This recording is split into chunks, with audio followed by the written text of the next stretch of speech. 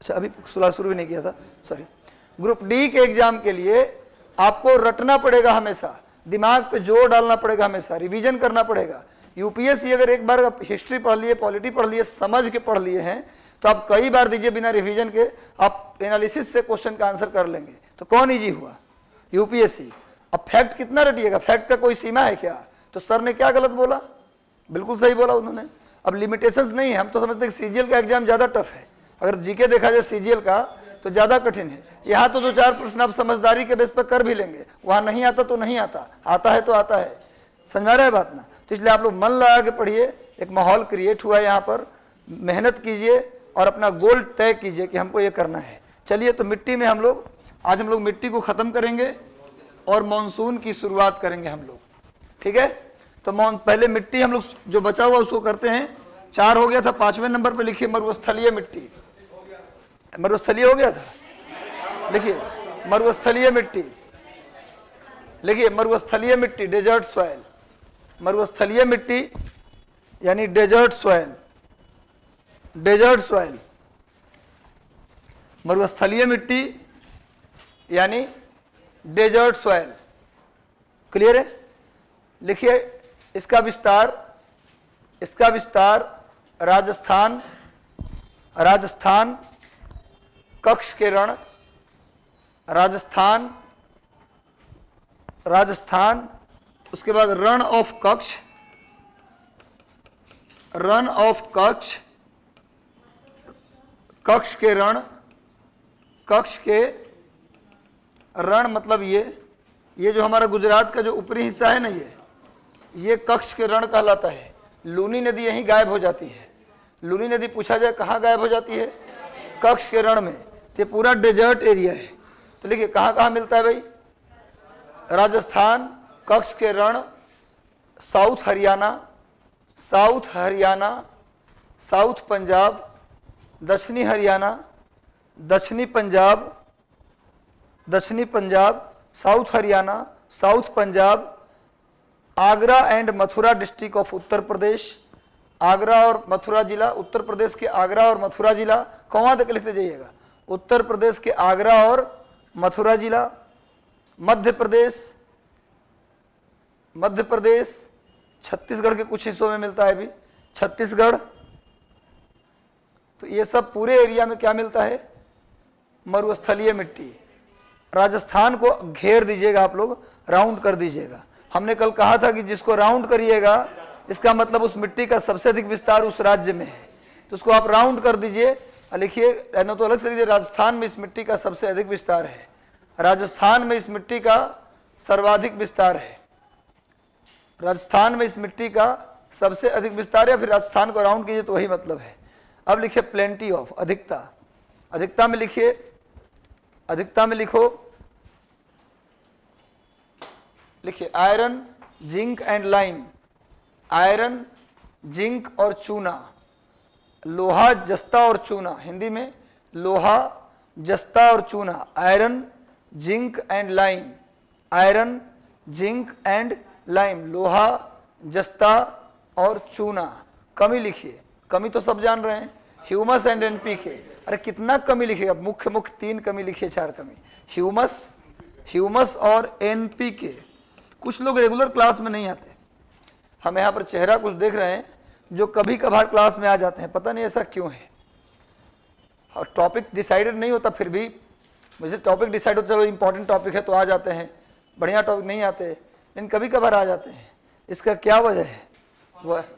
वजह, अच्छा ठीक है, तो अब देखता हूँ, कहता हूँ अब ऑनलाइन मत किया कीजिए। देखिए NPK and humus, NPK and humus, regular class कीजिए, क्लास में कभी गैप मत कीजिए, क्योंकि टीचर अपना एक अनुभव देता है। एनपीके और ह्यूमस की क्या होती? कमी। अब लिखिए क्रॉप, फसल लिखिए, फसल लिखिए ज्वार, बाजरा और सरसों। ज्वार, बाजरा और सरसों, ज्वार, बाजरा और सरसों। बाजरा को मिलेट, ज्वार, मिलेट एंड मस्टर्ड। ज्वार, बाजरा और सरसों, मुख्य रूप की बात कर रहा हूँ, ज्वार, बाजरा और सरसों। हो गया। अब आइए अगला मिट्टी, अगली लिखिए माउंटेन सॉइल, पर्वतीय मिट्टी। माउंटेन सॉइल, पर्वतीय मिट्टी, पर्वतीय मिट्टी, माउंटेन सॉइल यानी पर्वतीय मिट्टी। लिखिए लिखिए, इसका विस्तार उत्तर प्रदेश के पर्वतीय राज्यों में है। सभी राज्य का नाम लिखने की क्या जरूरत है?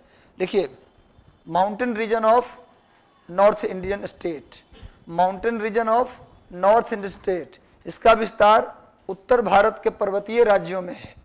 इसका विस्तार उत्तर भारत के पर्वतीय राज्यों में है। जैसे लिख सकते हो ब्रैकेट देकर, जम्मू कश्मीर लिख लीजिए, जम्मू कश्मीर, हिमाचल प्रदेश, उत्तराखंड, जम्मू कश्मीर, हिमाचल प्रदेश, उत्तराखंड, पर्वतीय मिट्टी का विस्तार जम्मू कश्मीर, हिमाचल प्रदेश, उत्तराखंड। चूंकि नेपाल में तो हमको पढ़ना नहीं है, हालांकि मिट्टी नेपाल में भी मिलेगा, लेकिन नेपाल हमारे देश में नहीं है, हम भारत की मिट्टी पढ़ रहे हैं, इसलिए अगला लिखिए सिक्किम, और उत्तराखंड के बाद सिक्किम, उसके बाद अरुणाचल प्रदेश, अरुणाचल प्रदेश और असम। असम, इन राज्यों में क्या है? पर्वतीय मिट्टी का मुख्य विस्तार है। लिखिए, इसमें मुख्य रूप से क्या पाया जाता है? एक बात बताऊं आप लोगों को, हाँ ठीक है, अब इस जम्मू कश्मीर में हम लद्दाख को शामिल कर लिए, ठीक है, जम्मू कश्मीर लद्दाख दोनों कर लीजिएगा, क्योंकि जम्मू कश्मीर का हिस्सा था पहले लद्दाख, अब दो अलग अलग केंद्र शासित प्रदेश में बट गया। जम्मू कश्मीर एक अलग केंद्र शासित प्रदेश है और लद्दाख एक अलग केंद्र शासित प्रदेश है। जम्मू कश्मीर विधानसभा वाला केंद्र शासित प्रदेश है और लद्दाख बिना विधानसभा वाला केंद्र शासित प्रदेश बन गया। क्लियर है? तो जम्मू कश्मीर और लद्दाख में मिलता है। ऐसे सुन लीजिए, जब आप कश्मीर में जाओगे, हिमाचल प्रदेश आओगे, उत्तराखंड आओगे, अरुणाचल प्रदेश, असम में आओगे, तो हर जगह पर्वत में एक समान एलिमेंट्स की अधिकता या कमी नहीं होगा, लेकिन कॉमनली देखा जाए तो पर्वतीय मिट्टी में ह्यूमस की अधिकता होती है। कल मैंने कहा था कि भारत की दो ही मिट्टी है जिसमें ह्यूमस ज़्यादा होता है। एक बताया था आपको ज्वारीय मिट्टी, टाइड सॉइल, इसका कारण बताया था कि मैंग्रोव वृक्ष जो होते हैं किनारे में पत्ते सड़ते गलते हैं तो उससे ह्यूमस आ जाता है मिट्टी में। और पहाड़ों में भी जंगल होते हैं, वहाँ भी पेड़ के पत्ते पहाड़ों के चट्टानों के अंदर दबकर सड़ जाते हैं, जिससे वहाँ की मिट्टी में ह्यूमस ज़्यादा पाया जाता है। तो लिखिए, plenty of humus iron, plenty of humus iron, humus iron, humus iron, zinc, zinc, zinc. Clear है? अब लिखिए कमी, कमी लिखिए एनपीके, यहाँ पर ह्यूमस मत जोड़ दीजिएगा, पता चला अधिकता में भी ह्यूमस लिख दिए और वही तोता उड़, कौवा उड़, मैना उड़, गाय उड़ कर दिए, है ना? ऐसा नहीं करना है। ये तो परीक्षा में चीटिंग हो रहा था एक जगह पे, तो लिखा कि पेज नंबर 5 का उत्तर, 5वां क्वेश्चन का उत्तर पेज नंबर 6 में है, वो भी उतार दिया। 5वां क्वेश्चन का उत्तर पेज नंबर 6 में है। एग्जामिनर जो कहा कि एकदम श्योर ये चीटिंग करके आए हैं, मतलब उसने भी अकल नहीं काम किया। तो भैया ऐसा नहीं करना कि जो धर्रे पे चलना है, थोड़ा समझ के लिखना है। एनपीके, नाइट्रोजन, फॉस्फोरस और पोटेशियम, एनपीके का कमी होता है। अब चलिए क्रॉप में लिखिए। देखिए क्रॉप, अच्छा एक बात बताओ हमें, एक समान क्रॉप तो होगा नहीं, फिर भी कॉमन क्रॉप आप लिखिए। क्रॉप में लिखिए नाशपाती, नाशपाती, चाय, नाशपाती, चाय, कॉफ़ी। ऊपर में कॉफ़ी नहीं होता, साउथ के पहाड़ों में कॉफ़ी होता है। नाशपाती और चाय मान सकते हैं असम में। नाशपाती, चाय, मुख्य रूप से यही दोनों फसल यहाँ होता है। सेव भी लिख सकते हैं, सेव, नाशपाती, चाय, हाँ कॉफ़ी हटा दीजिए, पाइनएप्पल लिख दीजिए। नाशपाती, चाय और सेव ये कर दीजिए, ईटीसी कर दीजिए। और सुनिए यहाँ पर क्रॉप में एक 2 पॉइंट और लिखना है। आपको बता दें कि इस पहाड़ के लोग पशुपालन भी करते हैं, खेती ही केवल नहीं करते, क्योंकि इनके पास खेत बहुत कम होता है। जो खेत होता है वो इतना उबड़ खाबड़ होता है कि उस पर खेती करना एक तरह का बहुत बड़ा मेहनत का काम है और खर्चीला काम है। ऐसे में वो खेती पर केवल डिपेंड होंगे तो उनका भोजन का काम नहीं चलेगा, क्योंकि वो फसल उतना उगा नहीं पाएंगे। तो या तो मांस खाएंगे, या तो अंडा खाएंगे, या दूध पिएंगे, या फिर जो भी पशु का उत्पाद होता है वो खाएंगे, तभी उनका भोजन का काम कंप्लीट हो पाएगा। इतना कम जमीन होता है पहाड़ों में कि वो पशुपालन के बिना उनका काम नहीं चलेगा। ऐसा कोई कृषि जो पशुपालन के साथ साथ पशुपालन के साथ साथ खेती भी किया जाए उसे मिक्स एग्रीकल्चर कहा जाता है, मिश्रित कृषि। यानी पहाड़ के लोग जनरली क्या करते हैं, मिश्रित कृषि करते हैं। पहाड़ के लोग जनरली क्या करते हैं, मिक्स एग्रीकल्चर। अभी लिखना मत, मिक्स एग्रीकल्चर मतलब समझ में आया, पशुपालन के साथ साथ खेती भी, या खेती के साथ साथ पशुपालन भी रटना पड़ेगा। पहाड़ के लोग क्यों ऐसा करते हैं, क्योंकि केवल खेती से उनका जीवन यापन नहीं होगा, पेट नहीं भरेगा। केवल खेती से इतना कम अनाज होता है, पूरे सालों खा नहीं पाएंगे, इसलिए मांस, दूध और अंडे का भी प्रयोग करते हैं, और उसके लिए उनको पशुपालन भी करना पड़ेगा। तो इसी को बोलते हैं, खेती के साथ पशुपालन को मिक्स एग्रीकल्चर कहा जाता है। क्लियर है, यानी दोनों पर बराबर डिपेंड होते हैं। हमारे यहाँ क्या है कि किसी के घर में गाय भैंस अगर नहीं भी है तो काम चल जाता है, चावल दाल से भी काम चला लेता है, पूरे साल हो चल जाएगा काम उसका। लेकिन वहाँ पर चलना ही नहीं है काम, चावल दाल पूरे साल चलना ही नहीं, उनका घट जाएगा, भूखे मरेंगे वो। इसलिए पशुपालन पर, पशु पर डिपेंड होना उनके लिए एकदम एक अनिवार्य शर्त है। अब पहाड़ में पत्ता उत्ता खा के पशु जिंदा रह जाते हैं, कोई दिक्कत उनको नहीं होती, चारा का कोई दिक्कत वहाँ पर पहाड़ में उनको नहीं होता। दूसरा होता है मिक्स फार्मिंग। एक तो मिक्स एग्रीकल्चर हो गया, मिक्स एग्रीकल्चर हो गया ना जी। एक होता है मिक्स फार्मिंग, यानी मिश्रित खेती। मिश्रित कृषि और मिश्रित खेती में अंतर है। मिश्रित कृषि मतलब पशुपालन के साथ साथ खेती किया जाए तो मिश्रित कृषि यानी मिक्स एग्रीकल्चर, और मिक्स फार्मिंग मतलब मिश्रित खेती होता है। मिश्रित खेती का मतलब होता है, मतलब एक साल में, पूरे वर्ष में अगर एक खेत में कई प्रकार के फसल उगा लिया जाए तो इसको मिश्रित खेती कहते हैं। तो ये यहाँ पर नहीं होता, यहाँ पर ये वाला चीज़ नहीं होता। पर अंतर बताने के लिए मैं बता दिया। एक चीज़ और बता दूँ, पहाड़ के लोग एक विशेष प्रकार की एक्टिविटी करते हैं। ऊंचे पहाड़ों के लोग, जो काफ़ी ऊंचे पहाड़ जो बर्फ़ से ढक जाते हैं, ऐसे पहाड़ जो जाड़े के दिनों में कड़ाके की सर्दी से ग्रसित हो जाते हैं, बर्फ़ से ढक जाते हैं, वहाँ के लोग पशुपालन तो करते हैं। ढोर और डांगर, उसको बोलते हैं देहाती भाषा में ढोर डांगर। जो पशु पालते हैं ना आप, उसको ढोर डांगर कहते हैं। ढोर डांगर अपने पशुओं को लेकर वो गर्मी के दिनों में पहाड़ पर चले जाते हैं। क्योंकि गर्मी के दिन पर पहाड़ पर नॉर्मल सर्दी होती है, और जाड़े के दिन में जब सर्दी बढ़ जाती है पहाड़ के ऊपर, तो अपने पशुओं को लेकर नीचे चले आते हैं। यही प्रक्रिया पहाड़ के लोग पूरे साल अपनाते हैं। इसी को बोलते हैं हिंदी में ऋतु प्रवास। ऋतु के अनुसार, सीजन के अनुसार प्रवास करना, माइग्रेट करना। पहाड़ के ऊपर चले जाएंगे गर्मी में, और जाड़े में नीचे चले आएंगे। इसको अंग्रेजी में बोलते हैं ट्रांस ह्यूमन। क्या बोलते हैं अंग्रेजी में? Trans human. पहाड़ के लोग क्या करते हैं?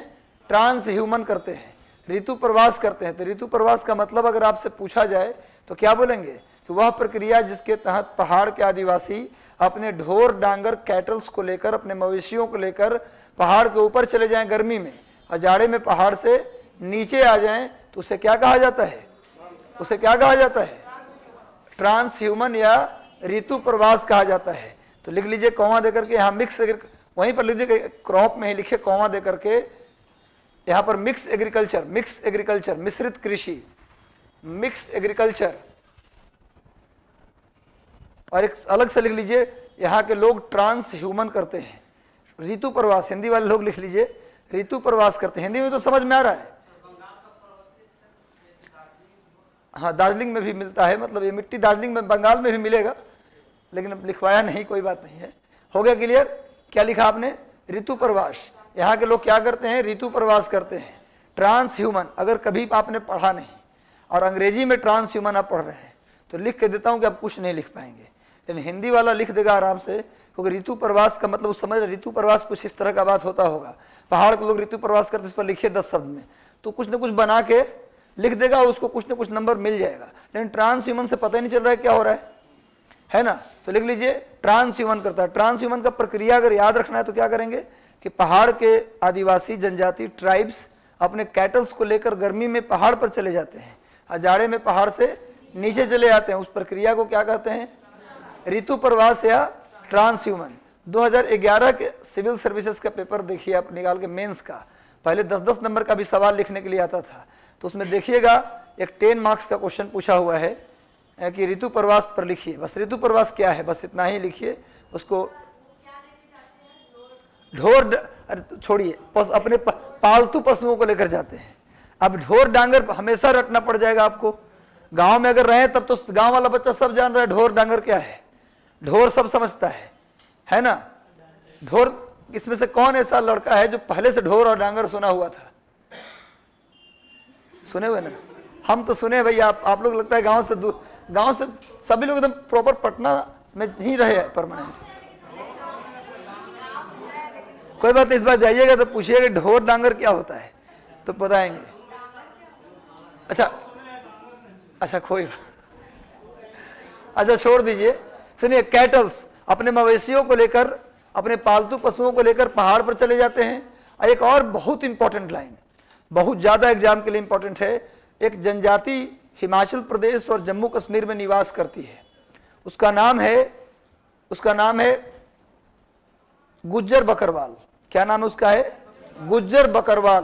पूछा जाए कि सबसे ज्यादा भारत में ट्रांस ह्यूमन कौन सी जनजाति करती है, तो यही जनजाति है गुज्जर बकरवाल। हिमाचल प्रदेश और जम्मू कश्मीर की एक जनजाति है जो क्या करती है, सबसे ज्यादा ट्रांस ह्यूमन करती है। तो एक लाइन लिख लीजिए, हिमाचल प्रदेश और जम्मू कश्मीर के गुज्जर बकरवाल। ये सब मैं हीरे लुटा रहा हूं आपके लिए, नगीने फेंक रहा हूं, बस लूटते जाइए। लिखिए क्या लिखा भैया आप लोगों ने? गुज्जर बकरवाल। मतलब कि पूछा भी जाएगा डायरेक्ट, गुज्जर बकरवाल कहाँ की जनजाति है, तो हिमाचल प्रदेश और जम्मू कश्मीर दोनों की। देखिए हिमाचल प्रदेश और जम्मू कश्मीर की ट्राइब्स गुज्जर बकरवाल हिमाचल प्रदेश के और जम्मू कश्मीर के गुज्जर बकरवाल जनजाति सबसे अधिक ट्रांस ह्यूमन का काम करती है, ऋतु प्रवास का काम करती है। वैसे पूरे पहाड़ में ये घटना आपको देखने को मिलेगा। सबसे ज्यादा ऋतु प्रवास करने वाली जनजाति कौन है? गुज्जर बकरवाल।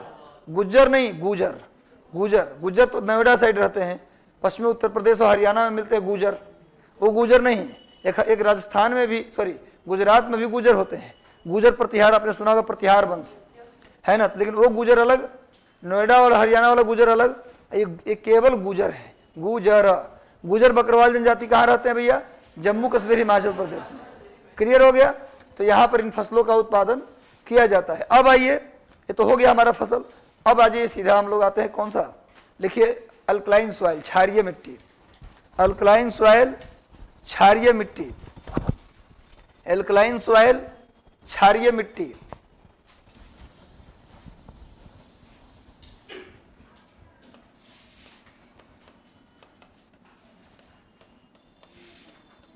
क्षारीय मिट्टी, एल्कलाइन सॉइल। देखिए हमने पहले भी कहा था कि हरित क्रांति, जब भारत का मैदान पढ़ा रहे थे तो आप लोगों को समझाया था कि हरित क्रांति के दौरान पश्चिमी उत्तर प्रदेश, पंजाब, हरियाणा के किसानों को बिजली और पानी फ्री कर दिया गया। या तो कम पैसे लिए गए या तो बिल्कुल फ्री किया गया। इस कारण से किसान अपने लिमिटेशंस को भूल गए और खेत में जितना पानी चाहिए उससे ज़्यादा पानी डालने लगे, जिससे जितना कैपेसिटी था खेत का उसको तो एब्जॉर्ब कर लिया, अब बाकी एक्स्ट्रा पानी रिस करके नीचे चला गया। एक्स्ट्रा पानी जो रिस करके नीचे चला गया, बाद में धूप पड़ा तो पानी भाप बन के निकलेगा बाहर। जब निकलेगा तो अंदर के नमक और चूना को ही बाहर लाता है, अंदर के नमक और चूना को बाहर लाएगा। तो मिट्टी में जब चूना की मात्रा अधिक हो जाए तो उसी को हम एल्कलाइन या क्षारीय मिट्टी कहते हैं। उसी को क्या बोलते हैं? क्षारीय मिट्टी। अब बोलिए सर कि पानी अगर बाहर आता तब तो समझ में आ रहा था हमें कि चूना उसके साथ आ गया। जब जल गैसियस फॉर्म में बाहर निकल रहा है तब उसके साथ चूना कैसे बाहर आएगा? तो मैंने कहा था कि जब गैसियस फॉर्म में जल बाहर आएगा तो एक एक्शन होगा अंदर में, मिट्टी के अंदर कैपिलरी एक्शन, केशिका क्रिया। उस क्रिया के द्वारा जब पानी भाप बन के निकलने लगता है तो उसी के फोर्स से धीरे धीरे चूना भी बाहर आता है। ये कौन से एक्शन से? कैपिलरी एक्शन से। क्लियर है? उससे जो चूना की मात्रा बढ़ जाए तो उसी को अल्कलाइन सॉइल कहते हैं। ये मिट्टी बिल्कुल बंजर होती है। अगर कुछ इसमें उगाना आप चाहते हैं तो धान उगा सकते हैं। और एक घास हमारे यहाँ होता है, जानवरों को खिलाने के लिए स्पेशली बोते हैं बरसीम। बरसीम घास आपने सुना है? जानवरों को खिलाने के लिए स्पेशली हम खेत में बोते हैं। बिल्कुल आप गांव में जाएंगे ठंडी के दिनों में तो ये घास दिखेगा बहुत दूर तक, बहुत खूबसूरत सीन होता है खेत का उस समय, है ना। तो बरसीम घास, गन्ना और धान इस मिट्टी में उगाया जा सकता है बिना इसके उपजाऊपन को बढ़ाए हुए भी। क्लियर है? तो आप लिख लीजिए पहले कि alkaline soil is made by capillary action due to excess irrigation. Alkaline soil is made by capillary action due to excess irrigation. Alkaline soil is made by alkaline soil is made by capillary action due to excess irrigation, due to excess irrigation. Hindi में लिखिए, क्षारीय मिट्टी का निर्माण अति सिंचाई के कारण, क्षारीय मिट्टी का निर्माण, क्षारीय मिट्टी का निर्माण अति सिंचाई के कारण, अति सिंचाई के कारण केशिका क्रिया के द्वारा हुआ है, केशिका क्रिया के द्वारा हुआ है। केशिका, अति सिंचाई के कारण केशिका क्रिया के द्वारा हुआ है। आप जानते हैं कि लालटेन के तेल में, आजकल तो लालटेन का ज़माना ख़त्म हो गया, गांव में भी करीब 20 घंटे लाइट होती है बिहार में। बहुत बड़ी उपलब्धि है बिहार में, नीतीश कुमार की एक सबसे बड़ी उपलब्धि में सड़क, बिजली और गर्ल्स एजुकेशन, ये 3 बड़ा इंपॉर्टेंट स्टेप है। उसके बाद शराबबंदी को भी एक बड़ा स्टेप आप मान सकते हैं, तो 4 स्टेप। तो भैया विद्युत की इतना ज़्यादा फैलाव हो गया कि अब 4 घंटे लोग अंधेरे में रहना पसंद कर लेते हैं, कोई दिक्कत नहीं है। पर वो किरोसिन तेल का उपयोग बहुत कम करते हैं। एक समय था जब हम लोग प्रयोग करते थे दिया का, वो जो आता था सीसी, ढिबरी जिसको कहते थे, सीसी जो आता था दवाई वाला, उसी में छेद करके बत्ती निकाल देते थे और वो भी काम करता था जलने का। तो बत्ती से तेल जो ऊपर चढ़ता है उसी को बोलते हैं हम लोग केशिका क्रिया। क्लियर है? अगला पॉइंट लिखिए, इस मिट्टी में चूने की अधिकता होती है, प्लेंटी ऑफ लाइम, चूना, इस मिट्टी में चूने की अधिकता होती है। हाँ, चूने की अधिकता हो जाती है। देखिए एक्चुअली चूने की अधिकता तो हो जाती है, लेकिन इस मिट्टी में किसी चीज़ की कमी थी नहीं। चूने की अधिकता होने से ही ये मिट्टी क्या हो गई, बंजर हो गई। वैसे लिख दीजिए कमी में एनपीके और ह्यूमस, कमी में लिखिए एनपीके और ह्यूमस, कमी में लिखिए एनपीके एंड ह्यूमस, कमी में लिखिए NPK, nitrogen, phosphorus, potassium and humus. Crop में लिखिए, फसल में लिखिए धान, गन्ना और बरसीम। बरसीम को अंग्रेजी के बाद ढूंढ लीजिएगा, हिंदी में ही लिखिए तत्काल। लिखिए शुगर केन, राइस एंड बरसीम। बरसीम एक घास है, ग्रास, बरसीम घास लिख लीजिएगा। गन्ना, चावल और बरसीम, खेती में लिखिए गन्ना, चावल और बरसीम। क्लियर है? अब लिखिए, क्षारीय मिट्टी का उपजाऊपन को बढ़ाने के लिए जिप्सम का प्रयोग करते हैं। बहुत इंपॉर्टेंट लाइन है, कई बार पूछा गया है, कई बार पूछा गया है, बहुत इंपॉर्टेंट लाइन है। लिखिए, क्षारीय मिट्टी, एल्कलाइन सॉइल के उपजाऊपन को, फर्टिलिटी को इंक्रीज करने के लिए जिप्सम का प्रयोग करते हैं। उपजाऊपन को बढ़ाने के लिए जिप्सम का प्रयोग करते हैं। Gypsum is use to increase fertility of alkaline soil, gypsum is use to increase fertility of alkaline soil. Clear है? जिप्सम का प्रयोग करते हैं। इसे जान जाइए, जिप्सम का सबसे अधिक उत्पादन राजस्थान, सबसे अधिक भंडार उत्पादन सब कौन करता है? राजस्थान। चूना पत्थर में भी राजस्थान। अगला पॉइंट लिखिए आप लोग, कौन सा मिट्टी है? ज्वारीय मिट्टी, या इसी को दलदली मिट्टी भी कहते हैं।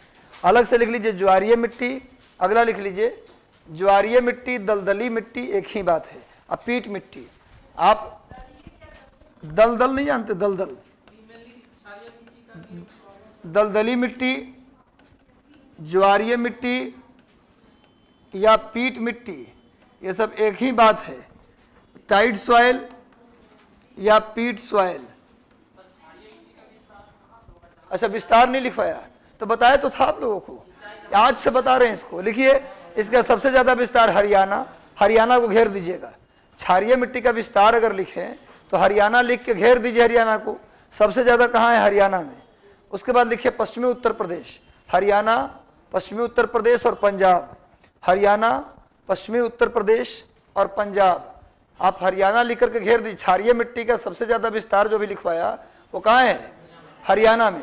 ये पहले भी बता रहा था मैं, लगातार 3-4 बार चर्चा कर लिया हूं। सुनो, अब लिखो दलदली मिट्टी या ज्वारीय मिट्टी या पीट मिट्टी। लिखिए, क्या छूट गया? हो गया? अच्छा, एक बात और बताओ, क्षारीय मिट्टी का विस्तार मेन रूप से कहाँ है? हरियाणा, पश्चिमी उत्तर प्रदेश और पंजाब, और राजस्थान का भी एक जिला है गंगानगर जिला, वहां भी मिलता है। लेकिन क्षारीय मिट्टी राजस्थान के गंगानगर जिले में भी मिलता है। क्षारीय मिट्टी राजस्थान के गंगानगर जिले में। अब बोलिए, इस राजस्थान के गंगानगर में कौन सा सिंचाई हुआ? आप जानते हैं कि जब हम सतलज नदी आपको पढ़ा रहे थे तो याद होगा, वहां से हरिके बैराज से इंदिरा गांधी नहर निकाला था। और इंदिरा गांधी नहर कहाँ तक आती थी? गंगानगर तक। तो गंगा, ये जो मिट्टी है ना, क्षारीय मिट्टी, सुन लो, इस क्षारीय मिट्टी का, एल्कलाइन सॉइल का सबसे ज़्यादा विस्तार इंदिरा गांधी नहर के आसपास है। इसका सबसे ज़्यादा जो विकास हुआ है इंदिरा गांधी नहर के आसपास। और बताया था कि इंदिरा गांधी नहर पंजाब में हरीके से निकलती है और जाती कहाँ तक? गंगानगर तक। ये भारत की सबसे लंबी नहर है, भारत की सबसे लंबी नहर। उस दिन लिखवाया था कि इसका हरित क्रांति में एक बड़ा रोल था, लेकिन आप लोग कॉपी पलट नहीं रहे हैं। 70% लोग की स्थिति वही है। कुछ लोग पढ़ रहे हैं, वो बुरा ना माने, आप लोग के लिए नहीं कर रहा हूँ, जो नहीं पढ़ रहे हैं उनके लिए कर रहा हूँ कि वो सिर्फ अपना कॉपी में एक नोट्स बना रहे हैं, बाद में उसको सेल कर दीजिएगा। चलिए क्या कहें, रोज़ ये बात बता रहा हूँ कि पढ़िए पढ़िए, जमा चीज़ नहीं हो पाता। हमने कई बार इसका प्रैक्टिकल किया, जो चीज़ रखा कि कर लेंगे 3 महीने बाद आराम से जमा होने दीजिए, वो नहीं हुआ कभी। इसलिए प्लीज़ आप डेली जितना पढ़ें इस दशहरा की छुट्टी का इस्तेमाल कीजिए और खूब जम के पढ़ जाइए। चलिए दलदली मिट्टी का लिखिए। लिखिए इस मिट्टी का विकास समुद्र तटीय क्षेत्रों में होता है, समुद्र तटीय क्षेत्रों में होता है, ओशियन कोस्ट। इस मिट्टी का जो एक्सपेंशन है वो ओशियन कोस्ट एरिया में है। कहाँ है भैया? समुद्र तटीय क्षेत्रों में है, जहाँ किसका प्रभाव होता है? ज्वार का, टाइड का। क्लियर है? ज्वार का, टाइड का। लिखिए इसमें ह्यूमस की और नमक की अधिकता होती है। क्यों नहीं होगा? इसमें humus and salt, plenty of लिख सकते हैं, humus and salt, plenty of humus and salt. अब बताइए रटना है। आप जानते हैं कि इस मिट्टी में क्या होगा? मैंग्रोव पौधा होगा, मैंग्रोव के जंगल होंगे। भाई समुद्र के किनारे है तो मछलियां या समुद्र के जीव जंतु भी इस मिट्टी में आके मरेंगे, सड़ेंगे, गलेंगे और मिट्टी बन जाएंगे। और जो आसपास के मैंग्रोव वृक्ष है या फिर सुंदरी पेड़ है या बेंत की लकड़ी है, ये सब का एक आयु होता है, मरने के बाद वो मिट्टी में ही मिल जाते हैं। तो इस क्षेत्र में ह्यूमस तो मिलेगा। हमने कहा था ह्यूमस का मतलब जीव जंतुओं का अवशेष, तो इसमें ह्यूमस तो मिलना एकदम तय है। लेकिन समुद्र के पानी के प्रभाव में है तो नमक का मिलना भी तय है। रटने की जरूरत पड़ेगा। तो ज्वारीय मिट्टी में सॉल्ट एंड ह्यूमस की अधिकता होती है। अब कमी में लिखिए एनपीके, एनपीके की कमी होती है। नाइट्रोजन, फॉस्फोरस और पोटेशियम की कमी होती है। नाइट्रोजन, फॉस्फोरस और पोटेशियम की कमी होती है। क्रॉप में लिखिए, फसल में लिखिए, क्रॉप में लिखिए नारियल, नारियल, मसाले, मैंग्रोव वृक्ष, आप जानते हैं नारियल में रिवर्स ऑस्मोसिस होता है। जिस मिट्टी में नमक होता है ना, उसमें रिवर्स ऑस्मोसिस की प्रक्रिया होती है। आप चाहें तो अपने घर में भी नारियल उगा सकते हैं, समुद्र किनारे जाने की जरूरत नहीं। लेकिन मिट्टी जहाँ नारियल का पौधा लगा रहे हैं उसमें नमक मिला दीजिए। उसमें क्या कीजिए, आप घर में जो नमक खाते हैं वो मिट्टी में थोड़ा सा मिला कर उसको बोइए तो बेहतर होगा। और समय समय पर पानी जो डालिए उसमें ना, वो पानी नमक मिला कर ही डालिए, है ना, तो पौधा बहुत तेज़ी से आपके यहाँ ग्रो करेगा। आप पढ़े भी होंगे, कल पेपर में भी आए, पाम ऑयल, है ना, तेल ताड़ उसको या नारियल का तेल उसको कहते हैं। तब पाम ऑयल का उत्पादन सबसे ज़्यादा नेचुरली पहले कहाँ बना? साउथ ईस्ट एशिया से भी क्वेश्चन था, तो आज डिस्कस करेंगे उसको हम। क्लियर है? तो नारियल, मसाले, और लिख लीजिए डेल्टाई क्षेत्रों में चावल की भी खेती कर लेते हैं। डेल्टाई रीजन में राइस ग्रोन इन डेल्टाई region, river delta region, rice grown in river delta region. जो नदियों का जो जहाँ मुहाना है, जैसे गोदावरी, कृष्णा, कावेरी जहाँ मिलती है, वहाँ पर इसी ज्वारीय मिट्टी में क्या उगा लिया जाता है? चावल की खेती भी करते हैं, जूट भी करते हैं, राइस एंड जूट दोनों करते हैं। क्लियर है? ये हमारा हो गया आज मिट्टी समाप्त। ये पूरी कंप्लीट हो गया मिट्टी का चैप्टर। जल्दी से बिना समय गवाए आप हेडिंग डाल दीजिए मॉनसून। मॉनसून क्या?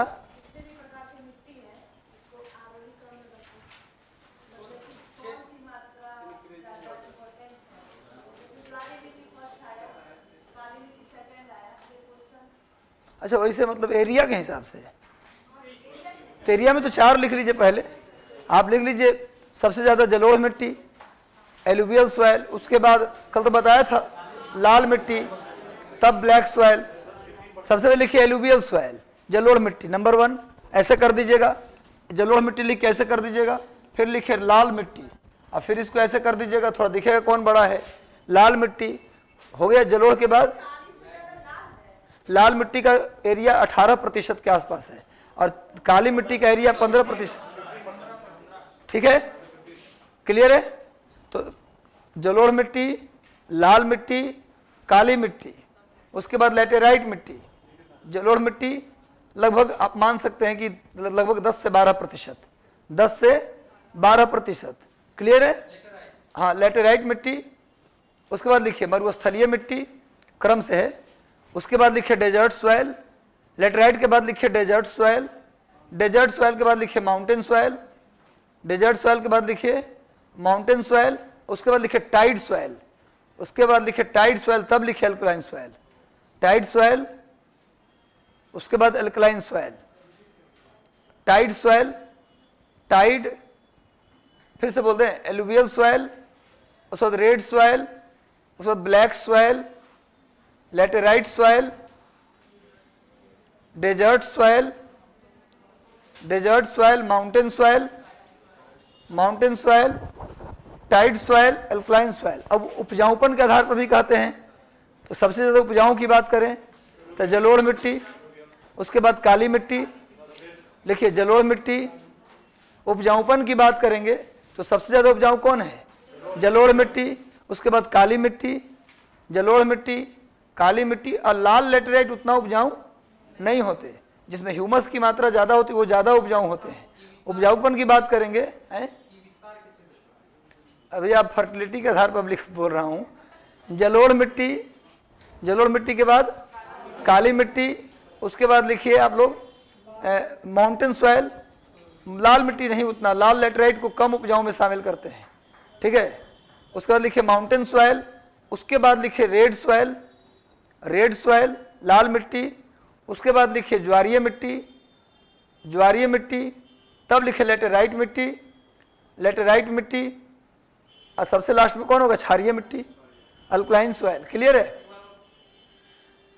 लिखिए जलोढ़ मिट्टी, एलुवियल सॉइल, फिर लिखिए ब्लैक सॉइल, ब्लैक सॉइल, फिर लिखिए माउंटेन सॉइल, माउंटेन सॉइल, उसके बाद red soil, mountain soil, red soil, tide soil, tide soil, laterite soil और एल्कलाइन सॉइल। हो गया? यही लिखवाने कह रहे थे क्या आप? शायद आपका प्रश्न यही था या कुछ और था? ठीक है, चलिए लिखिए मानसून, लिखिए मानसून।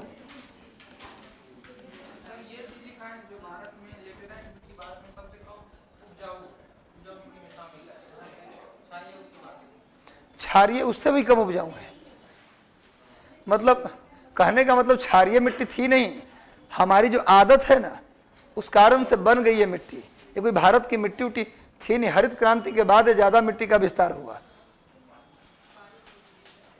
और कोई डाउट?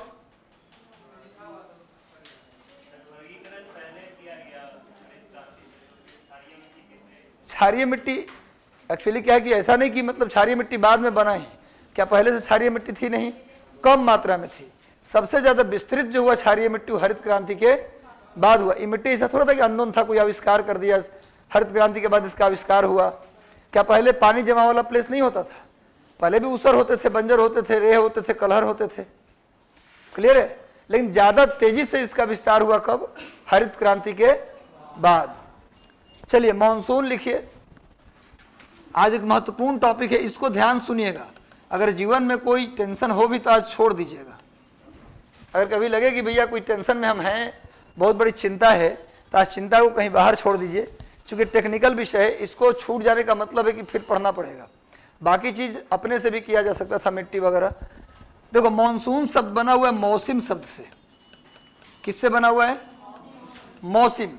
ये अरबी भाषा का शब्द है, ये अरबी भाषा का शब्द है, अरेबियन लैंग्वेज, अरेबियन लैंग्वेज का शब्द है, मौसम शब्द से बना है। मानसून शब्द किससे बना हुआ है? मानसून शब्द की उत्पत्ति जो होती है वो मौसम शब्द से होती है, और इस शब्द का पहली बार प्रयोग अल मसूदी ने किया था। इस शब्द का पहली बार प्रयोग अल मसूदी ने किया था। मानसून शब्द का मौसम शब्द का पहली बार प्रयोग किसने किया था? अल मसूदी। लिख सकते हैं monsoon word originated from Arabian word मौसिम, है ना, used by al Masudi, Arabian geographer al Masudi. लिख लीजिए, मानसून शब्द की उत्पत्ति अरबी भाषा के मौसिम शब्द से हुई है। मानसून शब्द की उत्पत्ति अरबी भाषा के मौसिम शब्द से हुई है। मानसून शब्द की उत्पत्ति अरबी भाषा के मौसिम शब्द से हुई है, जिसका पहली बार प्रयोग अल मसूदी ने किया था, जिसका पहली बार प्रयोग अल मसूदी ने किया था। मौसिम, मानसून वर्ड ओरिजिनेटेड फ्रॉम मौसिम word used by, firstly used by al Masudi. अब मौसिम वर्ड क्या है? एक्चुअली अल मसूदी एक व्यापारी था। लिखना बंद कर दें, जितना ज़्यादा इंपॉर्टेंट लिखना है उससे ज़्यादा समझना है। मैं ये कह रहा हूँ कि अल मसूदी एक व्यापारी भी था और एक विद्वान भी था।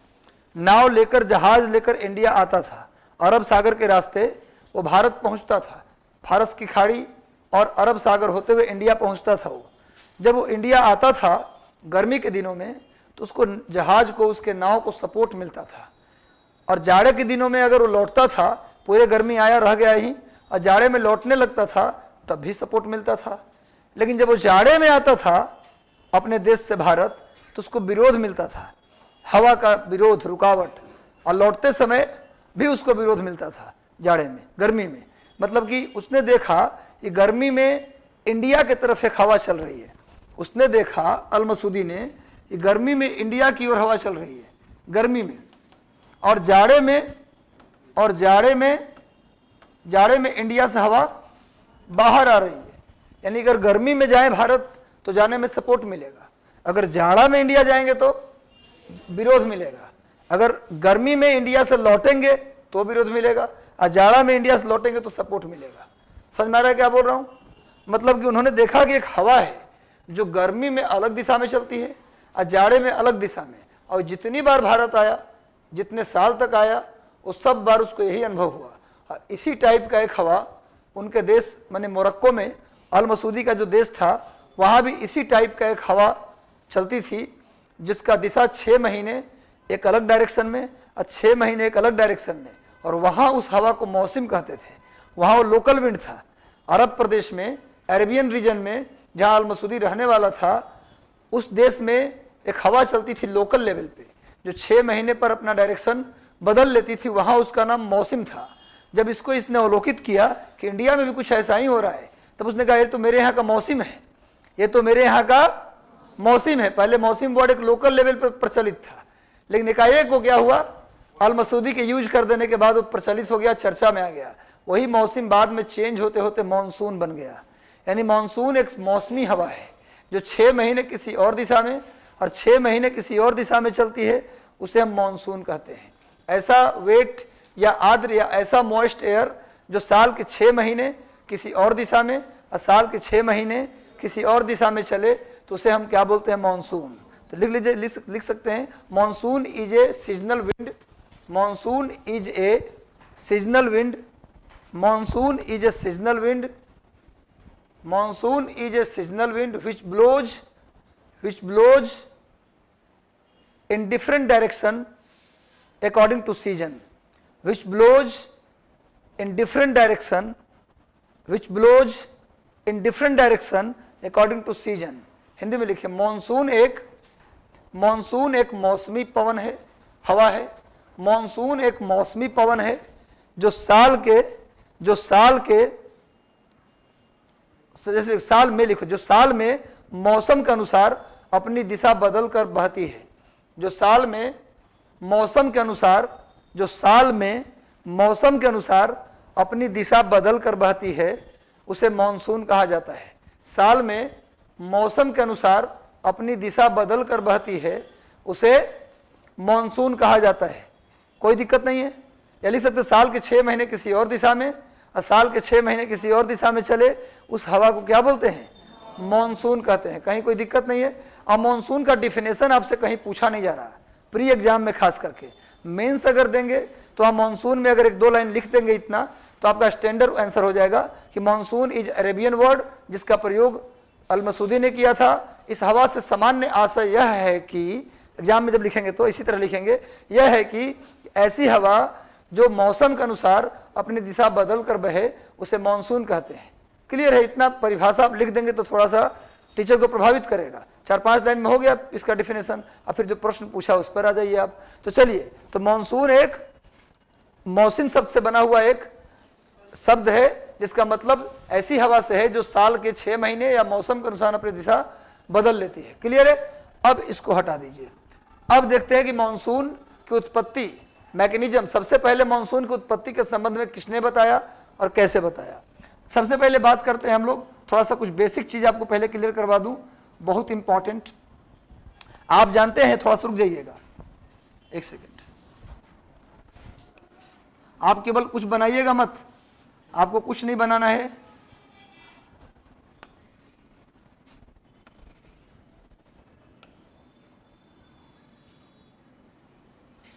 मान लीजिए यहां पर ऑस्ट्रेलिया है,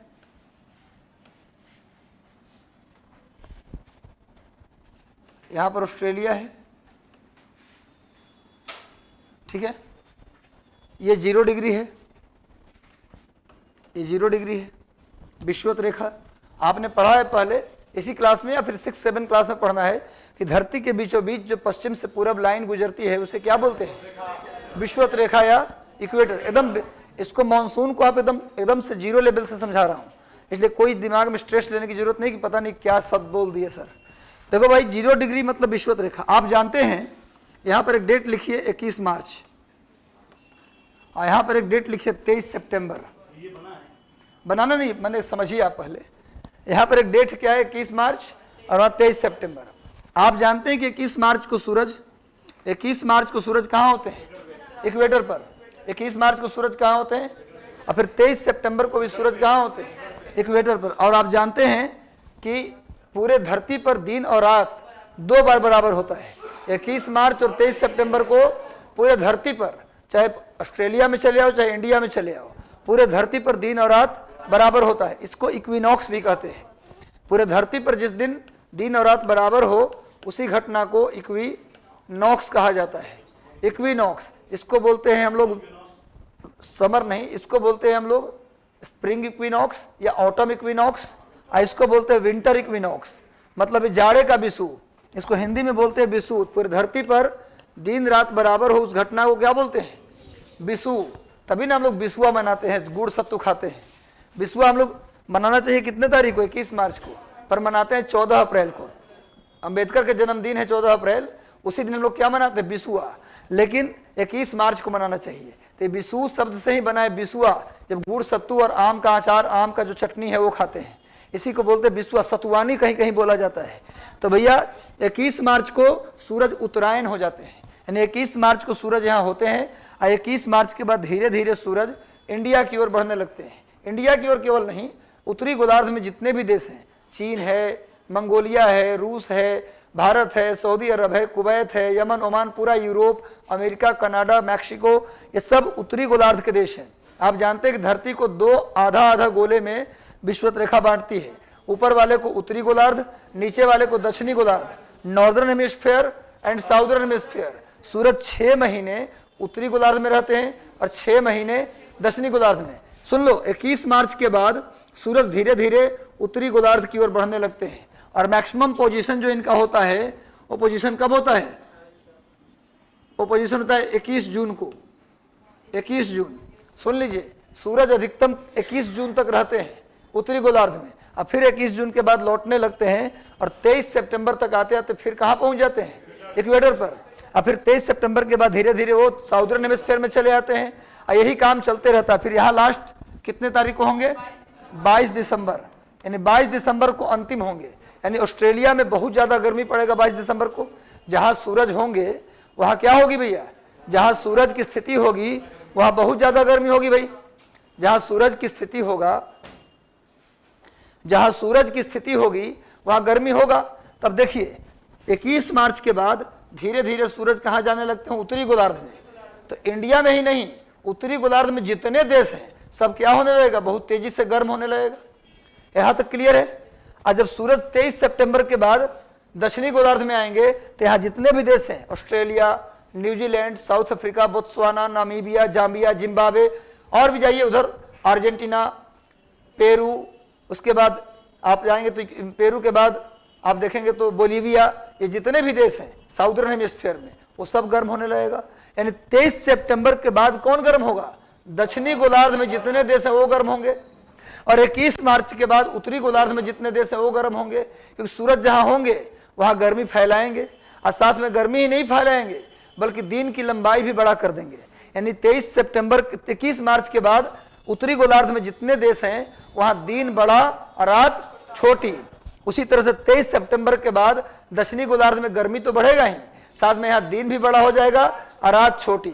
समझ में आ रहा है बात कुछ कंसेप्ट? जब हम पढ़ाएंगे लैटिट्यूड लॉन्गिट्यूड अलग से तो वहां आपको ये चीज डिस्कस करेंगे और डिटेल में। इतना बात तत्काल समझ में आया? यानी 21 मार्च के बाद हमारे यहाँ दिन क्या होगा? रात की तुलना में बड़ा और रात छोटी। और 23 सितंबर के बाद दक्षिणी गोलार्ध में क्या होगा? जितने देश हैं ऑस्ट्रेलिया, न्यूजीलैंड, साउथ अफ्रीका, सब में दिन बड़ा रात छोटी। और क्या होगा भैया? गर्मी अधिक। जब हमारे यहाँ दिसंबर महीने में कड़ाके की सर्दी होती है, हम कोहरा और शीतलहर से परेशान होते हैं, उस समय ऑस्ट्रेलिया के लोग 52 डिग्री टेम्परेचर झेल रहे होते हैं। यदि आपको गर्मी पसंद है, आप पैसा वाले हैं, तो आप क्या कीजिए, जब यहाँ दिसंबर आए तो चले जाइए ऑस्ट्रेलिया, है ना। जब वहाँ पर अप्रैल मई में गर्मी जाड़ा शुरू हो जाए तो आप चले जाइए इंडिया, है ना। जब पहला आप जानते हैं कि साल का पहला ग्रैंड स्लैम फरवरी महीने में खेला जाता है। आपको पता है ना, टेनिस का जो ग्रैंड स्लैम है और पहला ऑस्ट्रेलियन ओपन, साल का पहला ग्रैंड स्लैम कौन है? Australian open. जब यहाँ से लोग जाते हैं तो अपना स्वेटर, चादर, जैकेट लेकर जाते हैं, लेकिन जैसे ही इक्वेटर को प्लेन क्रॉस करता है, गर्मी बढ़ता है, वहाँ जाते ही सब बैग में रख लेते हैं। कहने का मतलब यह है कि आप समझ में आ गया कि जैसे जैसे सूरज उत्तरायण कब होते हैं? उत्तरायण होते हैं 21 मार्च के बाद, और दक्षिणायन कब होते हैं? 23 सितंबर के बाद। तो उत्तरायण जब होते हैं तो हमारे यहाँ खुशी के लहर दौर पड़ता है, और उसी समय हम लोग जनवरी महीना में मकर संक्रांति चूड़ा दही खा लेते हैं उसी खुशी में, फिर सत्तू खा लेते हैं उसी खुशी में। तो जितना मोटा अनाज वाला चीज है वो सब खाते हैं, है ना। तो भैया आप समझ गए आप लोग कि कब गर्मी बढ़ेगा उत्तरी गोलार्ध में, कब गर्मी बढ़ेगा दक्षिणी गोलार्ध में। ये पहला पॉइंट, मानसून का पहला बिंदु यही है समझना। दूसरा बिंदु समझना है कि जब सूरज उत्तरायण होंगे, उत्तरी गोलार्ध में आएंगे, तो क्या होगा भैया? जमीन और समुद्र दोनों गर्म होंगे। जमीन और समुद्र दोनों गर्म होंगे, लेकिन जमीन के तुलना में समुद्र देर से गर्म और देर से ठंडी, और जमीन जल्दी गर्म और जल्दी ठंडी होगी। अगर जमीन जल्दी गर्म हो रही है तो जल्दी ठंडी भी हो जाएगी, और समुद्र देर से गर्म और देर से ठंडी। क्वेश्चन आ जाए कि सूरज उत्तरायण होंगे तो अप्रैल और मई, सुनिए, मई आते आते ही, मई तक आते आते जमीन क्या हो जाती है?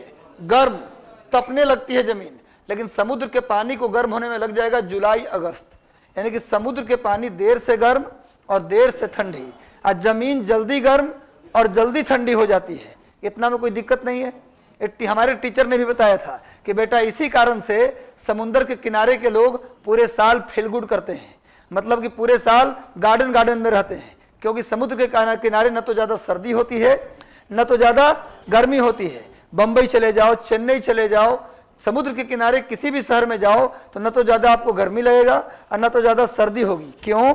क्योंकि आप जानते हैं, मान लेते हैं कि समुद्र के किनारे का इलाका है, एक पॉइंट हमने बना दिया, तो जब अप्रैल मई आते आते, सुन लो, अप्रैल मई आते आते धरती गर्म, जमीन गर्म, तो जमीन पर के जो लोग हैं, बीच वाले लोग, वो गर्मी से तपने लगेंगे। लेकिन समुद्र को गर्म होने में टाइम लगेगा। ये जून जुलाई में जाके गर्म होगा, अगस्त में जाके गर्म होगा, जुलाई अगस्त में जाके गर्म होगा। तो जब जमीन गर्म रहेगा उस समय समुद्र ठंडी ही रहेगी, बहुत देर बाद जाके गर्म होगी। तो समुद्र के किनारे के लोग इस समुद्र के पानी की वजह से क्या महसूस करेंगे? उतनी गर्मी का एहसास नहीं करेंगे। लेकिन एक बार जब समुद्र जून जुलाई में गर्म हो जाएगा तो उसको ठंडा होने में भी, जैसे जमीन जाड़े के दिनों में जमीन जो है वो ठंडी हो जाएगी नवंबर दिसंबर में ही, लेकिन समुद्र को ठंडा होने में मार्च लग जाएगा, फरवरी मार्च में जाके समुद्र ठंडी होगी। तो मान लीजिए वही शहर यहाँ बना दिया, अब देखेंगे कि जब नवंबर दिसंबर में जमीन ठंडी, तो यहाँ के लोग ठंड से कांपते रहेंगे, तब तक समुद्र गर्म ही रहेगा। तो यहाँ के लोगों को थोड़ी गर्मी का एहसास करवाता रहेगा। इसीलिए कहा जाता है कि समुद्र के किनारे समशीतोष्ण यानी टेम्परेट क्लाइमेट पाया जाता है। टेम्परेट मतलब न तो ज़्यादा सर्दी न तो ज़्यादा गर्मी। ये समझ में आ रहा है क्यों ऐसा होता है? ये 3 क्लास में हम लोग पढ़ते थे कि हम लोग ऐसे आपस में चर्चा करते थे कि मुंबई में न तो ज़्यादा सर्दी पड़ता है न तो ज़्यादा गर्मी। अपने बच्चे का मन बुद्धि चर्चा करते थे। टीचर से मैंने पूछा भी कि सर ऐसा क्यों? बोले कि अभी तुम 7-8 में जाओ तब बताएंगे, अभी तुम्हारी उम्र इसको सीखने का नहीं है। तो उन्होंने कहा कि ऐसा इसलिए होता है कि समुद्र का पानी देर से गर्म और देर से ठंडी, और जमीन जल्दी गर्म और जल्दी ठंडी हो जाती है। तो जमीन के लोग तो तपने लगते हैं, लेकिन समुद्र के पानी के ठंडक से किनारे के लोग हल्की ठंडी का एहसास करते रहते हैं। और जब ठंडी में हम जल्दी ठंडी हो जाते हैं तो किनारे में समुद्र देर से गर्म हुआ है, देर से, तो देर से ठंडी भी होगी, तो वहाँ की गर्मी से किनारे का शहर गर्मी का एहसास करता रहता है, इसलिए वहाँ ज़्यादा सर्दी और गर्मी नहीं पड़ता। तब सर से मैंने पूछा 7वीं क्लास में ही कि ऐसा क्यों होता है भाई कि देर से गर्म समुद्र और जमीन जल्दी गर्म, ऐसा क्यों होता है? बोले अब 9th क्लास में जाओ तो बताएंगे, क्योंकि अभी तुम्हारे लिए स्पेसिफिक हिट नहीं है। तब उन्होंने कहा कि इसका 3 कारण है। समुद्र के पानी का देर से गर्म होने और देर से ठंडा होने और जमीन के जल्दी गर्म होने और जल्दी ठंडा होने के कितने कारण हैं? 3 कारण हैं। क्यों भैया? तो पहला सबसे सिंपल कारण, छोड़िए स्पेसिफिक हीट और लैटेंट हीट, सबसे सिंपल कारण कि समुद्र के पानी पर जब सूर्य के प्रकाश पड़ता है तो 200 मीटर तक अंदर चला जाता है ना, जिसको हम लोग हेक्लोक्लाइन लेयर कहते हैं। समुद्र के अंदर 200 मीटर की जो गहराई है वहां तक सूर्य का प्रकाश और उसका हीट पहुंचता है। तो उतनी मोटी परत को गर्म करेगा तो जाहिर सी बात है गर्म करने में टाइम लगेगा, काफी टाइम लग जाएगा। लेकिन जब एक बार गर्म हो जाएगा 200 मीटर का लेयर तो उसके हीट को रिलीज करने में भी क्या लग जाएगा? टाइम लग जाएगा। यही कारण है कि समुद्र का पानी देर से गर्म और देर से ठंडी। लेकिन जमीन चूंकि सॉलिड है, इसके अंदर सूर्य का प्रकाश मात्र 2 से 2.5 इंच ही प्रवेश कर पाता है। सूर्य के प्रकाश और सोलर जो रेडिएशन है, सोलर हीट है, वो जमीन के लेयर को 2 इंच या 2.5 इंच तक ही गर्म कर पाता है। तो उतने पतले लेयर को गर्म करना है तो जल्दी गर्म, और जब पतला लेयर को जल्दी गर्म कर दिया तो पतले लेयर से हीट को रिलीज करने में भी टाइम नहीं लगेगा, इसलिए जल्दी ठंडी। ये सिंपल कारण है जमीन के जल्दी गर्म होने के, जल्दी ठंडी होने के, और समुद्र के देर से गर्म होने के और देर से ठंडी होने के। समझ में आ गया सबको? पूछा जाए कि समुद्र का पानी देर से गर्म क्यों? बोलो, क्योंकि समुद्र के पानी में 200 मीटर तक सूर्य का प्रकाश चला जाता है, जिससे उसको गर्म करने में टाइम लग जाता है, और उसको जब एक बार गर्म हो गया उतना मोटा लेयर 200 मीटर, तो उसके हीट को रिलीज करने में भी टाइम लग जाता है। इसीलिए वो देर से गर्म देर से ठंडी। और जमीन जल्दी गर्म क्यों? क्योंकि सूर्य का हीट 2 से 2.5 इंच तक ही प्रभावित होता है जमीन में, क्योंकि जमीन सॉलिड है, इसलिए वो जल्दी गर्म हो जाता है और उसके बाद जल्दी ठंडी भी हो जाता है। एकदम क्लियर है यहाँ तक सबको? कोई दिक्कत नहीं। दूसरा कारण अब सुनिए। पहला कारण तो मुझे लगता है किसी को दिक्कत नहीं हुआ होगा। देखो, स्पेसिफिक हीट पहले जानने से पहले स्पेसिफिक हीट होता क्या है इसको जान ले तो ज्यादा बेस्ट होगा।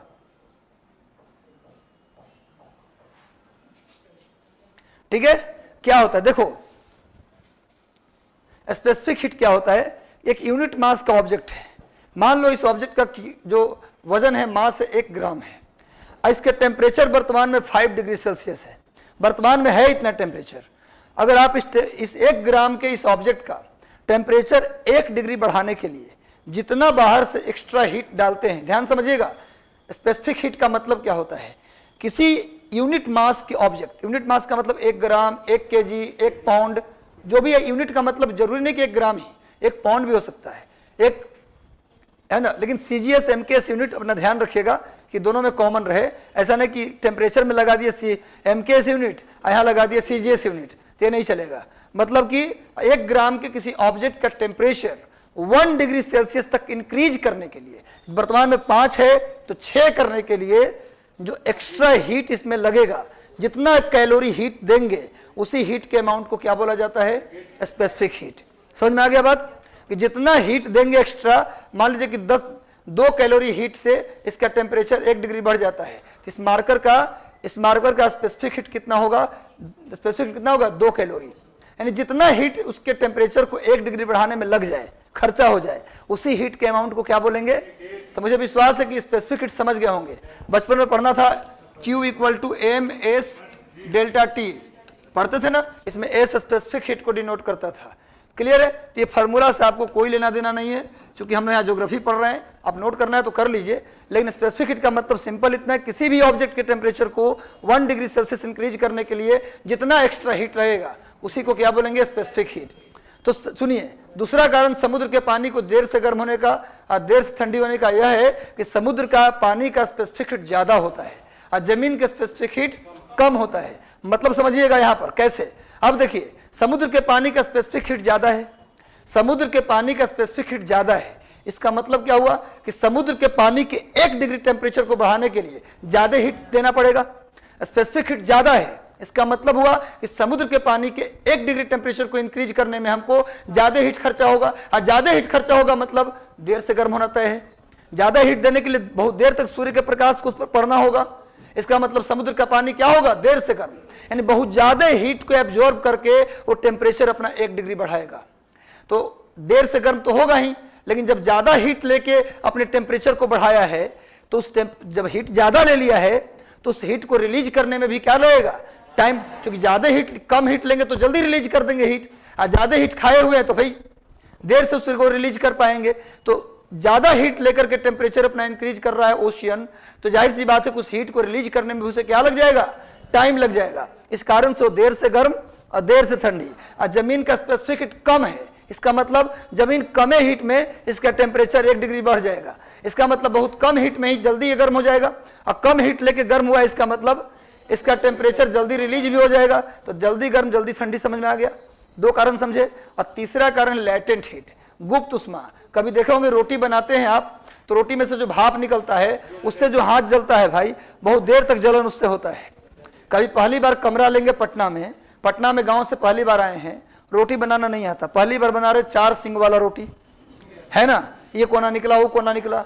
आज जिस दिन पहली बार रोटी गलती से फूल गया, फूलता नहीं है पहली बार, हम लोग को पता नहीं होता कितना कैसे करना, पलटना उलटना है, तो पहली बार रोटी फूलता है तो खुशी का ठिकाना नहीं रहता कि आज तो रोटी फूला दिए हैं। यानी कि भले ही 3-4 साल में सिलेक्शन हो या ना हो, रोटी बनाना हम लोग सीख जाते हैं। खैर, तो भैया जैसे ही खुशी के मारे उछल रहे थे उतने में रोटी फूट गया, हाथ भी जल गया, पर वो जलन खुशी में बदल गया क्योंकि आज रोटी फुला तो दिया हूँ, जलने दीजिए, कोई दिक्कत नहीं है। समझ में आ रहा है बात। तो ये जो रोटी से भाप जो निकल रहा है ना, वाटर वेपर, वो वाटर वेपर में जो आपको लगता है कि कम गर्म होगा, पर अंदर में गुप्त उष्मा छुपाया हुआ है। जैसे आप एक बर्फ को गर्म कीजिए, एक बर्फ को, एक आइस बार को आप गर्म कीजिए, तो जब उसको गर्म करेंगे तो आप ऊपर हाथ रख दीजिए और नीचे से गर्म कीजिए, तो जब तक वो पिघलेगा नहीं तब तक आपका हाथ जलेगा नहीं। वो पिघल जाएगा, पिघलने के बाद धीरे धीरे गर्म होगा, तब आपको हीट का एहसास होगा। तो जितना देर से हीट दे रहे तो गया कहाँ, वो लैटेंट हीट के रूप में वाटर के अंदर, आइस के अंदर छिप गया। यानी ऐसा हीट जो हो अंदर पर उस टेम्परेचर के रूप में शो नहीं करता है, ऐसा हीट जो अंदर में हो लेकिन टेम्परेचर के रूप में शो नहीं कर। जैसे कहने का मतलब दुबला पतला आदमी, इसको बहुत तंग कर रहे थे, सहता जा रहा था, मुस्कुरा रहा था, एक दिन एक झापड़ मारा, तलमला के आप तड़पने लगे और बेहोश होकर गिर पड़े। उसके अंदर लेटेंट पावर था, वो दिखा नहीं रहा था, है ना। आप ताकतवर समझ के उसको तंग कर जा रहे थे, और दिया घुमा करके अब बेहोश हो गए, फिर पानी देना पड़ा आपको, दोबारा उसके पास अब फटक नहीं रहे। तो कहने का मतलब लेटेंट पावर समझ में आ गया। आप लेटेंट हीट के बारे में इससे ज्यादा मत जाने, फॉर्मूला भी लिख सकता हूं, लेकिन आप तत्काल इतना जाने कि ऐसा हीट जो बॉडी के अंदर हो लेकिन टेम्परेचर के रूप में शो नहीं करे, उसको बोलते हैं लेटेंट हीट। समुद्र के पानी का लेटेंट हीट जमीन की तुलना में ज्यादा होता है और जमीन के कम, इसीलिए समुद्र का पानी देर से गर्म और देर से ठंडी, और जमीन जल्दी गर्म और जल्दी ठंडी। इसका मतलब क्या हुआ, देखो समुद्र का लेटेंट हीट ज्यादा है, मतलब क्या हुआ कि समुद्र बहुत ज्यादा हीट को एब्जॉर्ब करके छिपा लेगा, बहुत देर बाद वो गर्म होता हुआ दिखेगा। और जमीन जो है उसका लेटेंट हीट कम है, यानी बहुत कम हीट को छुपाएगा, बहुत जल्दी टेम्परेचर के रूप में शो होना शुरू हो जाएगा। समझ में आ रहा है बात ना, इसीलिए वो जल्दी गर्म होता दिख जाएगा। और जब ज्यादा हीट को छुपा लिया और तब गर्म हुआ, तो इसका मतलब उसके हीट को रिलीज करने में भी क्या होगा, टाइम लगेगा। तो देर से ठंडी, कम हीट को छुपाया है तो हीट को जल्दी रिलीज भी कर देगा, तो जल्दी ठंडी। एकदम समझ में आ गया। 3 कारण समुद्र के पानी। अच्छा लिख लीजिए, लिखिए जी, बताइए।